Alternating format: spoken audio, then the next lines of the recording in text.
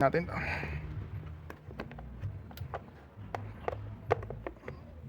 Yan. Kasi tatanggalin natin yung carburetor. At itong head cover. Phillips screw. Yan, palugan lang natin para madaling tanggalin mamaya. Tapos ito, magkabilaan. Size 10 yan.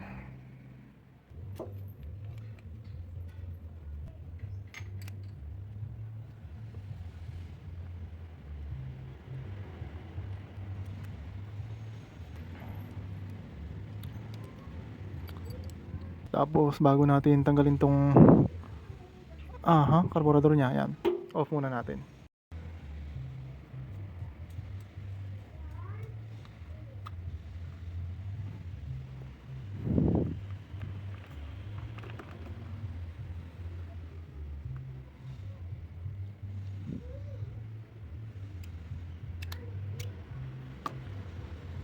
Yan.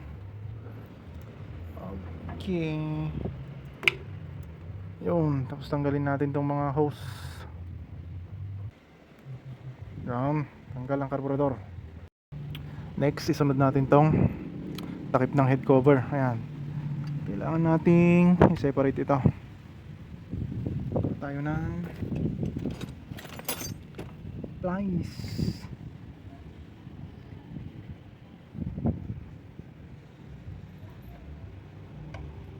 Ayan. Para mas madaling mahugot. Then tanggalin natin to. G's. Kailangan natin ng 10mm. Tatlo ito. Isa dito, isa, dalawa, tapos pangatlo sa kabila. Ayan. Head. Tanggalin na natin to sa gabal.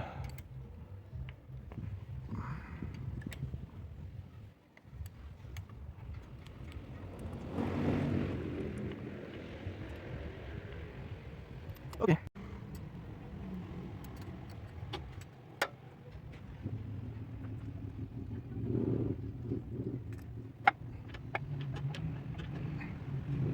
Hindi mahugot.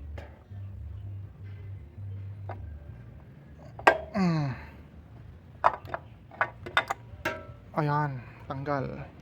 Next natin gagawin, kuha tayo ng Allen wrench. Ayan.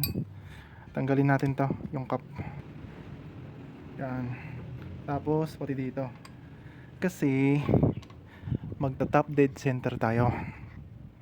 Ayan. Ayan, sa pag top dead center natin, hanapin natin yung timing mark. Ayan, meron yan, ayun. Ikot lang natin counterclockwise hanggang mahanap natin yung timing mark na letter T. Yan.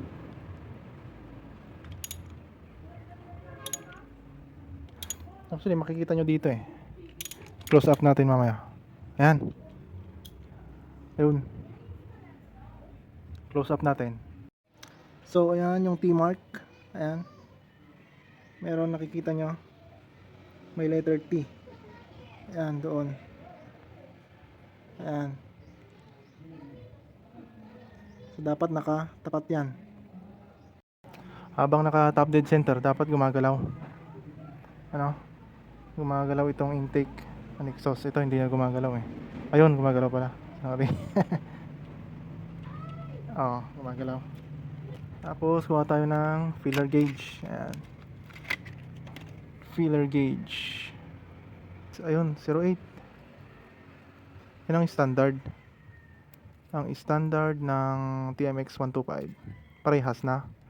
0.08. Ayan. Pero, ayan, subukan natin. 0.08.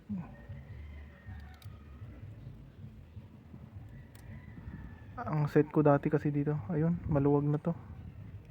Ay, maluwag na sumasayaw. Adjust na lang natin. Okay. Gawin natin yung pang-adjust natin. Palawagan muna natin. Luwag-luwag.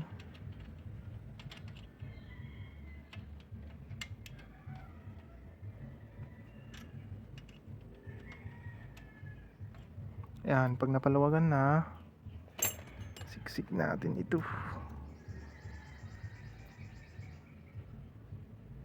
Yun. Tapos, aha. Gamitan natin nito. Nay, tukado. Tumatama sa chassis. May tumatama sa chassis. Hindi gamitan natin nito. Long nose plier. Ayan, masyadong masikip. Dapat sakto lang yan. Oop. Dapat sumasayaw. Huwag masyadong masikip. Dapat nabubunot nyo pa rin itong kung natin. Ayan.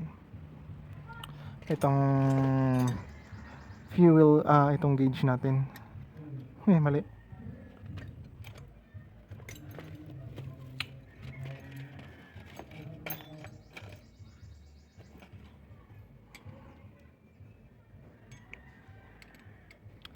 $10mm. Ang pasikip. Dapat nabubunot pa rin. Madaling bunutin pa rin yan. Tapos parehas din. 0.08 din dito. Luwagan natin. Yan. Kamayin na natin. Okay, tsaka natin sikipan. Ayun.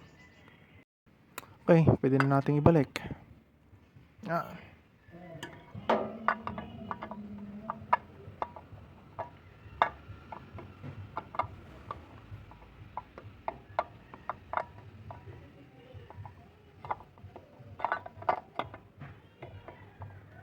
Yun.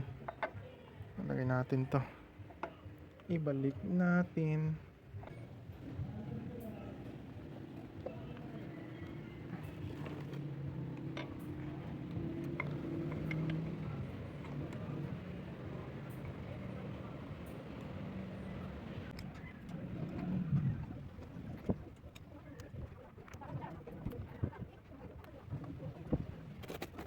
Wait lang.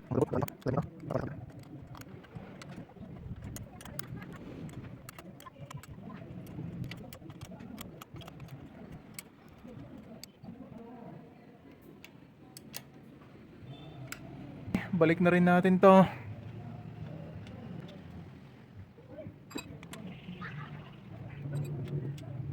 Next, linisan natin tong karburador.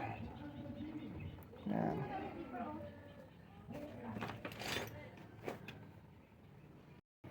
Stock karburador, tanggalin natin to.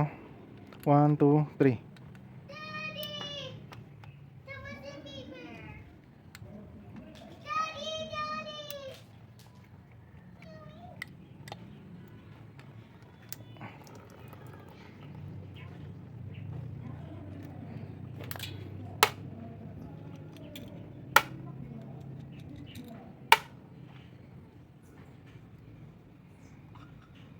Yun. Okay pa naman, hindi naman siya masyadong madumi. Ayan. So malinis pa naman tong karburador natin. Ayan. So, isprayan na lang natin ng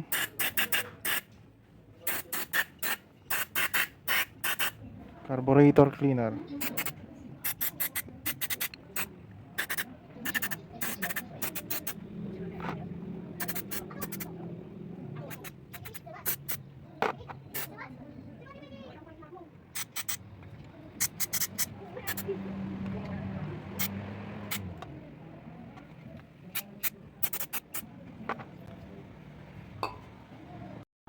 Sa paglinis pala ng karburador, ang pinaka-importante dito ay yung mga butas, ng mga jettings. Ayan, dito, ayun. Ito, mga butas na yan. Kailangan may sprayan yan, mabugahan para malinisan. Ayan. Balik natin.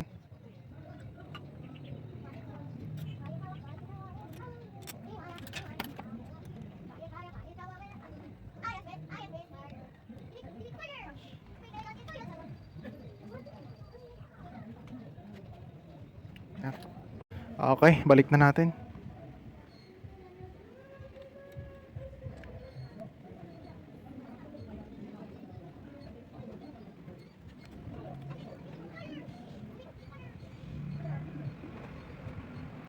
Tapos mga wires, mga hose pala, hindi wires.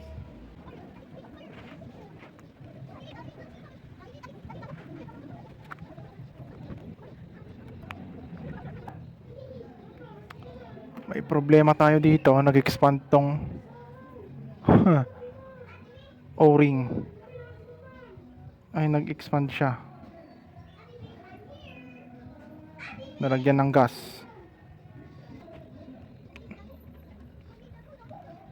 Ayan, pag nailagay na lahat yung hose, yung tatlong hose, pwede na nating ayan, ilak to.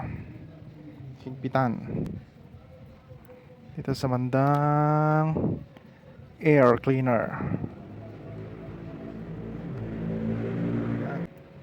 Tapos ibalik natin ito. Kunin ulit natin yung 10mm.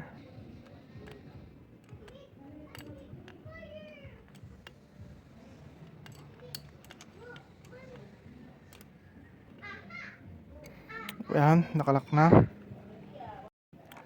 Spark plug check. Tingnan natin to kung maganda ang setting ng kanyang karburador. Ganito dapat pag nag-tune up kayo. Alright, ayos. Kalawang. Okay, pag kalawang maganda yan. So hindi na natin babaguhin yung setup ng ating karburador, ano. Ganun na yan. Maganda naman yung reading nya, yung spark plug reading nya. Alright, so ganun lang yung ginawa natin. Linis ng karburador, adjust ng valve clearance, check yung reading ng spark plug. Ayun, ganun kasimple. Ganun mag tune up. Ayan, para minsanan.